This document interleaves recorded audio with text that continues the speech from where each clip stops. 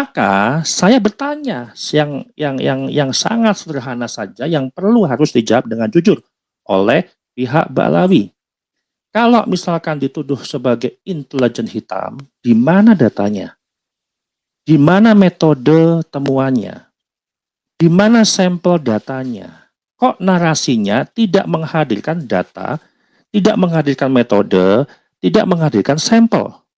Karena dalam dunia riset, tuduhan tanpa sebuah metodologi hanyalah sebuah opini, asumsi, dan bukan sebuah analisis. Walaupun, mohon maaf, dibalut dengan retorika atau pemilihan diksi atau kata-kata yang mudah untuk disebut sebagai intelektual. Namun, satu sisi publik itu butuh bukti, bukan lagi sebuah narasi. Ingat, di data yang pertama, apapun narasi Ba'alawi sudah tidak dipercayai oleh publik.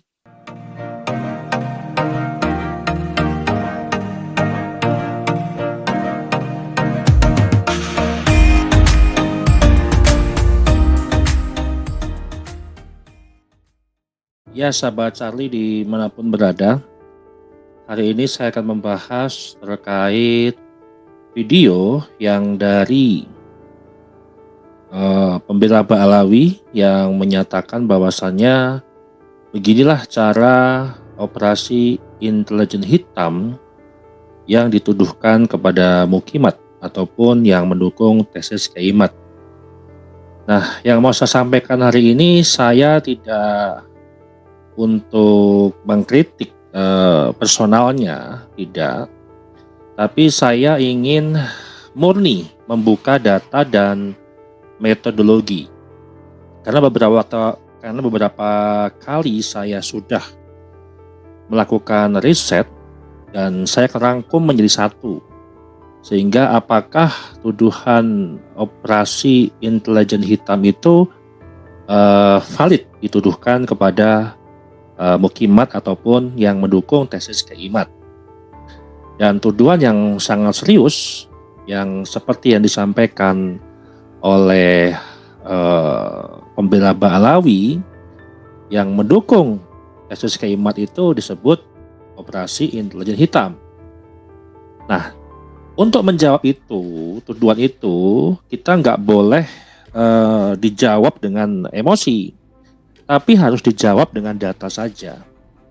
Karena kalau operasi intelijen, ya ayo kita akan uji dengan cara seperti intelijen juga, ya. Pakai angka, kemudian pakai sampel, pakai metode, pakai margin of error, dan validitas. Nah, saya ingin menjelaskan terlebih dahulu asal narasi intelijen hitam, ya. Narasi ini muncul dari video seperti di channelnya Aventador 007 yang bicara soal epistemic closure, ya, intelijen sosial. Saya tidak akan menggunakan bahasa yang rumit untuk dipahami ke awam, karena saya tidak ahli dalam hal untuk retorika, tapi saya lebih membuka untuk data dan metodologi. Mudah-mudahan teman-teman juga bisa memahaminya. Dan semacam bahasa-bahasa yang digunakan seperti epistemic closure, kemudian manufacturing consent gitu kan, dan sejenis celah itu tidak akan saya pakai untuk mengarah ke situ gitu ya. Yang kita akan masalahkan adalah narasi yang tidak pernah menyentuh satupun data. Ya, narasi yang disebutkan tidak membuka data ataupun metodologi. Ya, kalau seseorang tidak menjawab sebuah substansi, kemudian lalu mengganti dengan tuduhan operasi, misalkan dengan sebutan operasi hitam intelijen gitu ya. Dalam ilmu komunikasi disebut playing victim epistemic. Ya, artinya seolah-olah korban. Ini loh kami yang dijadikan korban operasi hitam. Bukan korban fisik kita bicaranya ya, tapi korban narasi. Kami bukan salah, kami sedang diserang. Ini ada upaya untuk memisahkan habaib dengan ulama dengan adanya operasi intelijen hitam. Itu kan sesuai relevan ataupun konsisten yang mereka narasikan dengan para habaib-habaib yang lainnya. Nah, dan observasi ini ada yang saya amati selama kurang lebih 3 tahun, ada yang 1 tahun, atau per periodik gitu kan, September sampai Desember katakanlah seperti itu. kemudian menganalisis komentar dan akun, kemudian network dan framing analisis, dan samplingnya pun juga bertingkat. Kita juga pakai cross check juga lintas platform, dan margin errornya rata-rata di angka 3 atau 2 sampai 5%. Tidak ada satupun kesimpulan yang saya ambil selama riset tanpa dengan sumber data. Nah, oke, kita akan masuk ke data yang pertama, teman-teman ya. Yang pertama ini adalah 8% publik percaya narasi Ba'alawi. Kita open data, kita open metodologi, dan kita buktikan apakah tuduhan kepada tesis Keimat ataupun yang mendukung tesis Keimat ini adalah operasi intelijen hitam, gitu ya. Yang pertama, kita dataset dan metode, sumber 2 video pro Ba'alawi. Total komentarnya adalah 112 komentar. Kemudian metode klasifikasinya adalah narrative stance coding dan sentiment polarity, manual semi otomatis. Kemudian margin of error-nya itu adalah 4%. Gitu ya. Kemudian hasilnya adalah 8,04% itu yang percaya terhadap narasi Ba'alawi. Artinya yang percaya narasi ya. Mereka membuat video, kemudian mereka upload di video di sosial media, kemudian dikomentari. Itu publik mengomentari atau publik berpersepsi percaya terhadap narasi Ba'alawi itu hanya 8%. Kemudian yang netral itu 28,25% dan pro tesis Keimat yang percaya itu 63,71%. Nah, kepercayaan eksplisit pada narasi Ba'alawi hanya 8%. Artinya dari 100 orang yang berkomentar pada satu video yang mereka buat itu hanya yang benar-benar membela dan percaya hanya 8%. Ini sangat jauh dari klaim mereka adalah mayoritas umat bersama habaib, gitu ya. Kemudian kita buktikan dengan data dan metode yang kedua ya. 48% akun pro Ba'alawi terindikasi buzzer. Oke, ini juga sudah pernah saya ulas kemarin. Kita akan akan rekapitulasi ulang. Dataset dan metode 10 video nasab Ba'alawi, 6 video nasab pro Keimat gitu ya, dan 1 video yang high impact gitu ya. Video high impact yang mainstream ini adalah video seperti Deddy Corbuzier ya, yang sampai tembus 5,8 juta views. Itu video yang menghadirkan Habib Umar bin Hafiz gitu ya. Nah, kemudian teknik samplingnya adalah random systematic sampling dengan 300 komentar per video. Total sampelnya adalah 5.100. Kemudian untuk margin of error-nya itu adalah 2,8%. Kemudian untuk hasilnya adalah 48% itu buzzer ataupun semi terkoordinasi gitu ya. Kemudian 32% itu komentar organik netral dan 20% itu diskusi argumentatif. Jadi narasi identik dan berulang untuk 48% gitu ya. Tidak menanggapi argumen data. Mengunci diskusi dengan adab dan otoritas, kemudian sinkronisasi waktu komentar. Akun anonim satu topik lebih dominan. Itu temuan data yang kedua. Kemudian bukti data yang ketiga. Pro Ba'alawi 62% itu akun berumur kurang dari 3 tahun. 10 video nasab Ba'alawi, 8 video pro Keimat, dan 5 video amplifier. Amplifier itu adalah 2 dari amplifier Keimat dan 3 yang mengamplifier videonya daripada pro Ba'alawi. Totalnya adalah 12.800 komentar. Nah, metode utama adalah stratified random sampling, kemudian analisis narasi berulang, dan cross-platform comparison. Itu margin of error-nya adalah 2,5%. Hasilnya 62% itu akun di bawah 3 tahun. Kemudian 24% akun di 3 sampai 7 tahun.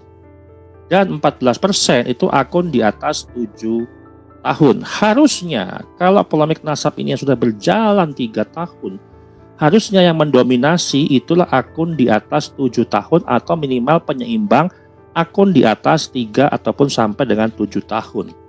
Tapi faktanya, kalau teman-teman Mbak Alawi ataupun Mukibin ingin membantah ataupun mengecek ulang, ambil saja video yang mempunyai high impact. Misalkan hari pras yang kemarin itu kan 15.000 komentar. Ambil 15.000 komentar. Itu kan akan muncul akun-akunnya apa aja. Kalau mau manual, tidak paham teknik pengkodingan dan analisis, boleh pakai manual. Kemudian satu-satu tuh klik akunnya, kemudian cek kapan join di YouTube, gitu ya, join channelnya, gitu ya. Kemudian masukkan datanya ke Excel. Hitung pakai rumus Excel, akan ketemu berapa persen yang akun di bawah 3 tahun. Nah, arti pentingnya apa? Tidak semua pro Mbak Alawi itu adalah buzzer. Tapi buzzer itu mendominasi sebuah percakapan. Ya, akun organik tenggelam oleh volume buzzer. Kemudian bukti keempat, video Harry Pras versus Mbak Alawi itu terdeteksi 41,7% indikasi buzzer. Next, dataset dan metodenya 1.200 komentar dari 15.000 komentar dalam 1 kali 24 jam pada video Harry Pras versus Mbak Alawi. Kemarin sudah saya sampaikan untuk detail risetnya. Indikator akademiknya adalah analisis food buzzer linguistik, kemudian studi echo chamber, kemudian analisis propaganda digital dan computational discourse ataupun versi kualitatif dan manual. Margin of error-nya adalah 3,2%. Menunjukkan 41,7% itu buzzer semi terkoordinasi. Kemudian organik netral, bingung dan bertanya itu 11,1%. Kemudian organik yang pro Mbak Alawi itu hanya 18,2%. Kemudian organik kritik Mbak Alawi itu 15,8% dan 13,2% itulah yang organik netral umum. Artinya dalam 100 orang yang berkomentar pada video Harry Pras dan versus Mbak Alawi, yang berkomentar mendukung pro Mbak Alawi yang organik itu hanya 18 orang. Yang 41 orangnya atau itulah sebut akun buzzer atau semi terkoordinasi. Sehingga kesimpulannya fragmentasi ini menunjukkan bahwa arena diskursus tidak homogen dan kelompok netral menjadi titik paling rentan terhadap operasi framing. Kemudian bukti data yang kelima, framing Wahabi 66% pada diskusi Harry Pras versus Mbak Alawi. Kita membuat dua tema judul riset yang berbeda. Yang pertama adalah indikasi buzzer, yang kedua berapa persentase untuk framing narasi Wahabi yang menuduh bahwasannya yang menolak nasabnya Habaib itu adalah Wahabi. Berarti pendukung Keimat itu adalah Wahabi, gitu ya. Kemudian dataset dan metode, sampel 100 komentar YouTube video live Harry Pras dan Mbak Alawi plus 100 komentar pertama TikTok, total 200 komentar. Kemudian ini saya analisis itu pada malam hari ketika komentar baru di angka 952 komentar, gitu ya. Besoknya baru saya analisis yang 1.200 komentar ya untuk mendeteksi buzzernya. Jenis risetnya adalah observasional, kuantitatif dan kualitatif. Kemudian normalisasi gabungan indikator framing. Margin of error-nya adalah 2,1%. Hasilnya adalah 66% indikasi framing narasi yang menuduhkan kepada Keimat atau pendukungnya itu adalah Wahabi karena menolak nasabnya Mbak Alawi. Nah, yang pro Mbak Alawi itu 47,5%. Kemudian pro tesis Keimat itu 20%. Kemudian 32,5% itu netral organik, itu yang mendominasi komentar, gitu ya. Dominasi pro Mbak Alawi itu 47,5%. Publik mendukung Mbak Alawi. Framing citra lawan yang menjatuhkan posisi tesis Keimat itu sebagai Wahabi. Indikasi framing yang 66%, publik menangkap jebakan debat, pengalihan isu dan framing lawan sebagai Wahabi. Buzzer dan akun muda itu 10%. Komentar menunjukkan akun koordinasi atau akun muda yang mempercepat viral narasi, karena 1 kali 24 jam itu ada 15.000 komentar. Next, temuan data yang keenam. Kita mengulang masa lalu di bulan Oktober tahun lalu. Podcast Deddy Corbuzier itu 51% terindikasi buzzer dari 44.000 komentar dalam 1 kali 24 jam. Yang pertama, hasil temuannya adalah 51% itu pola mobilisasi opini non-organik. Kemudian 32% komentar organik pro Keimat dan pro Ba'alawi dibagi dua. Artinya berarti hanya 16 orang dari 100 orang yang memang betul-betul pro Ba'alawi yang organik yang mengomentari. 51% adalah mobilisasi opini dan 17%-nya adalah netral ataupun organik. Di podcast Deddy Corbuzier Habib Umar, 51% komentar menunjukkan mobilisasi narasi, bukan diskusi tapi penggiringan opini kolektif. Kemudian, lupa saya, datasetnya adalah itu random systematic sampling 44.000 komentar. Itu margin of error-nya 3,1 juta. Dengan views-nya adalah 5,8 juta views. Untuk sampelnya hanya satu video podcast Deddy Corbuzier dan Habib Umar bin Hafiz sebagai video high impact mainstream. Kemudian terakhir yang ketujuh, podcast populer yang kemarin sudah menghadirkan di podcastnya Cerita Untung atau Ari Untung ya sebagai pencitraan. Datasetnya adalah data komentar 1.233 komentar. Tekniknya adalah random sampling, coding manual dan pola narasi berulang, kemudian cross-check dengan template narasi Deddy Corbuzier dan Habib Umar. Margin of error-nya adalah 2,5%. Hasilnya adalah 46% buzzer itu menjaga narasi di dalam podcastnya Adil Ubaidillah dan Faris Baswedan bersama Ari Untung di podcastnya Cerita Untung. 37% itu publik netral atau ambivalent. Dan 17% itu yang pro tesis imat. Nah, keterangannya adalah buzzer di sini itu lebih kuat dibanding dengan kanal biasa. Kenapa? Karena ada ditemukan itu panjang komentar yang tidak wajar. Bahasa otoritatif itu bukan diskusi. Kemudian fokus terhadap narkoba internasional, kemudian delegitimasi personal Keimat, gitu kan. Kemudian tuduhan dana dan konspirasi. Hampir tidak pernah menanggapi argumen teknis. Ya, jadi itu adalah 7 data yang bisa saya tampilkan sebagai bukti apakah benar ya operasi intelijen hitam itu dituduhkan kepada pro Keimat ataupun yang mendukung Keimat atau Keimatnya sendiri yang dituduh sebagai operasi intelijen hitam yang gunanya adalah untuk memisahkan habaib dengan ulama. Nah, yang mereka sebutkan itu kan adalah intelijen hitam. Oke, kita akan coba memaknai satu persatu dari kata demi kata operasi intelijen hitam. Maka saya bertanya yang sangat sederhana saja yang perlu harus dijawab dengan jujur oleh pihak Ba'alawi. Kalau misalkan dituduh sebagai intelijen hitam, di mana datanya? Di mana metode temuannya? Di mana sampel datanya? Kok narasinya tidak menghadirkan data, tidak menghadirkan metode, tidak menghadirkan sampel? Karena dalam dunia riset, tuduhan tanpa sebuah metodologi hanyalah sebuah opini, asumsi, dan bukan sebuah analisis. Walaupun, mohon maaf, dibalut dengan retorika atau pemilihan diksi atau kata-kata yang mudah untuk disebut sebagai intelektual. Namun, satu sisi publik itu butuh bukti, bukan lagi sebuah narasi. Ingat, di data yang pertama, apapun narasi Ba'alawi sudah tidak dipercayai oleh publik. Saya membuka semuanya, saya membuka dataset, saya membuka sampel, saya membuka margin of error, saya membuka cara kerja analisis. Dan hasilnya jelas yang tadi saya sudah sampaikan, antara data yang pertama sampai dengan data yang ketujuh. Nah, apakah terbukti? Ya, akhirnya di ujung kita sampaikan kan, apakah terbukti itu sebagai intelijen hitam? Oh, tentu tidak. Kenapa tidak? Kontrol tunggal atas sumber informasi, ya, tidak ada larangan data tandingan.